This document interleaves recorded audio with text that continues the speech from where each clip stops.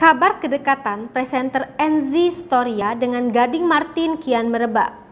Rumor kedekatan Enzy Storia dengan duda anak satu ini mulai terhembus lantaran Gading kerap mengunggah kebersamaan mereka di akun Instagram pribadinya @gading. Terlebih, Enzy dan Gading ketahuan memperpanjang liburannya di New York kala rekan-rekan artis lain sudah kembali ke tanah air.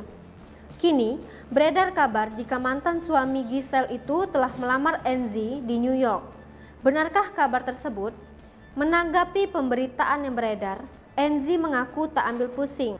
Hal itu diungkapkan Enzy melalui wawancaranya pada status selebritis SCTV. Sahabat Hesti Purwadinata itu merasa selalu digosipkan dengan semua pria yang dekat dengannya. Padahal hubungannya dengan pria-pria tersebut hanya sebatas teman biasa.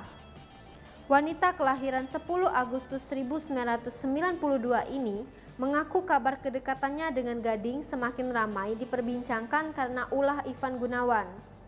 Beberapa waktu lalu, Gading kepergok mengunggah potret selfie-nya bersama Enzy. Foto tersebut diunggah dengan nuansa hitam putih. Keduanya tampak tersenyum ke arah kamera.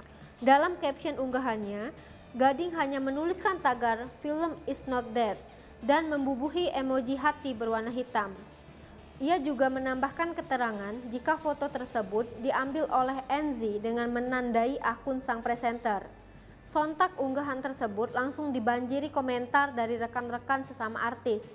Satu di antaranya datang dari Ivan Gunawan. Desainer kondang itu mengaku siap untuk membuatkan baju istimewa untuk pernikahan Gading dan Enzy. Berawal dari situlah, kabar Enzy dan Gading menjalin hubungan kian santer terdengar. Tak hanya Gading, sebelumnya Enzy juga sempat digosipkan dengan sejumlah nama.